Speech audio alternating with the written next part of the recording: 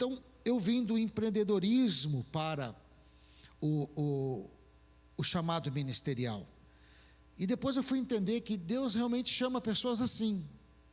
Quando a gente olha na Bíblia, a gente vai ver que quando as pessoas estavam dando certo, Deus ia lá e chamava elas, né? Assim foi com Gideão, estava lá também, né?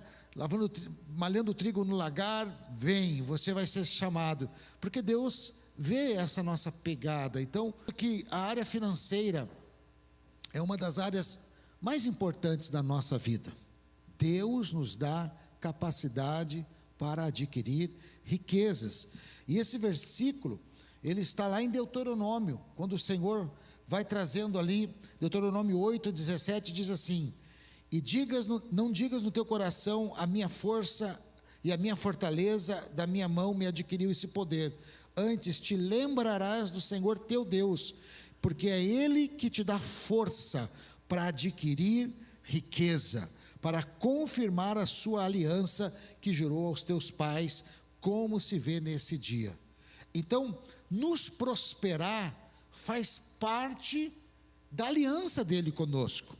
Nos dar condições de podermos crescer nessa área, abençoar outras pessoas, faz parte das bênçãos de Deus. O que é que funciona da Bíblia na nossa vida? O que funciona da Bíblia na nossa vida é aquilo que eu creio. Se eu creio que Deus salva, eu vou ser salvo. Se eu creio que Deus restaura famílias, eu vou viver a restauração de famílias. Então não basta estar na Bíblia, eu preciso crer que aquilo é real e verdade. Existem espíritos imundos, demônios mesmo, que atuam para amarrar a nossa vida financeira. E às vezes a pessoa ela é inteligente, às vezes a pessoa ela é capaz, não é preguiçosa, ela até é trabalhadora, mas parece que trabalha, mas a coisa não vai. Parece que sempre tem uma situação que puxa ela para trás. É como se fosse uma força puxando aquela pessoa para trás. É como se fosse um impedimento dizendo: daqui você não passa. E as pessoas que estão ao lado dela, até que tem menos capacidade, tem menos inteligência, ou tem menos até disposição para fazer, parece que é tudo mais fácil para aquelas pessoas. Mas para ela, parece que tem como diz, uma cabeça de bode enterrada em algum lugar. Tem alguma coisa, velho. Tem um sapo com a boca amarrada em algum lugar e com o meu nome lá dentro. Porque não é possível. E realmente existe coisas no mundo espiritual.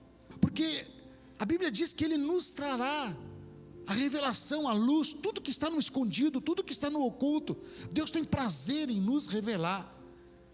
E se tem algo que eu creio e eu sei, é que Jesus levou na cruz do Calvário as minhas enfermidades, levou na cruz do Calvário a minha condenação eterna, e fui perdoado, os meus pecados, mas também levou na cruz do Calvário a minha ruína.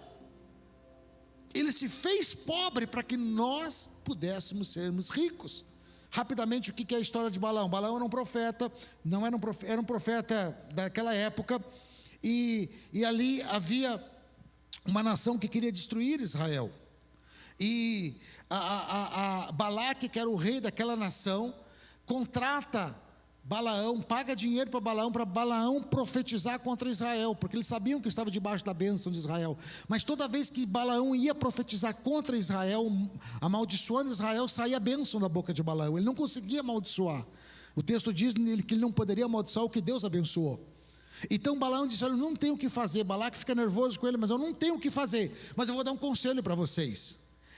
Entra lá e faz pactos, leva as mulheres mais bonitas para dentro da tribo, e que elas façam alianças de matrimônio com os homens da tribo, que isto vai fazer com que a tribo se enfraqueça, que eles venham ser dominados por vocês. E as mulheres foram para a tribo e começaram a estabelecer pacto com os homens da tribo, aliança de matrimônio. E por causa destes pactos, Israel começou a se enfraquecer espiritualmente. Muitas vezes a gente faz pactos sem perceber. Pactos que a gente não percebe que a gente fez.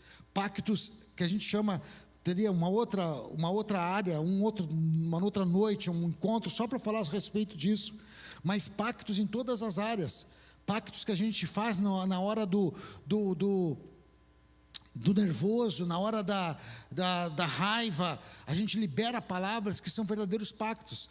Tem aqueles que a gente faz lá sem saber, fizemos consagração para prosperar, a gente fez lá aquela mandinga com sal grosso, são pactos que a gente vai fazendo, mas tem aqueles que a gente fala da boca para fora.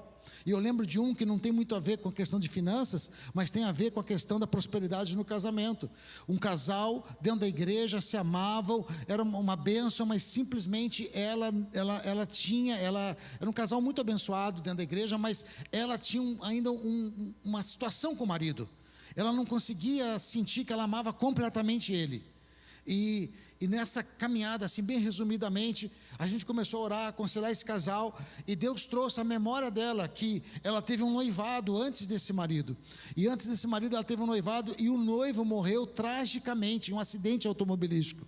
E ela lembra do dia que ela estava ali no velório, e que ela chega perto ali do caixão, e ela diz assim: você morreu, e meu coração está morrendo com você, e o meu amor está morrendo com você, eu nunca mais vou conseguir amar ninguém como você.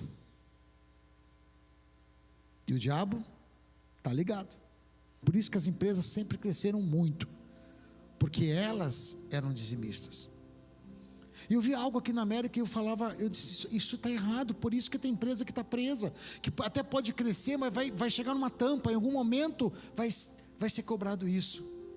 Porque eu sei que aqui, talvez pela questão dos impostos, muitas pessoas trabalham